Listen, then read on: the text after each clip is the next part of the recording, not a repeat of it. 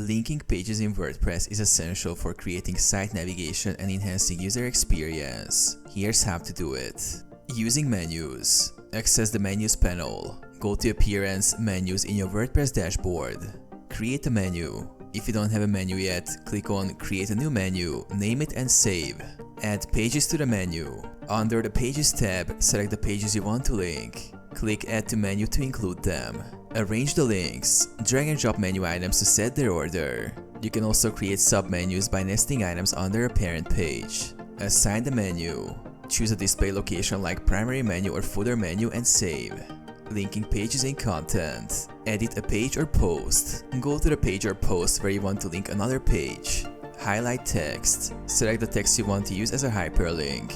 Add the link. Click the Insert or Edit Link button. Enter the URL or the search for the page and click Apply. Widgets and footer links. Use custom links in widgets to add links to sidebars or footers.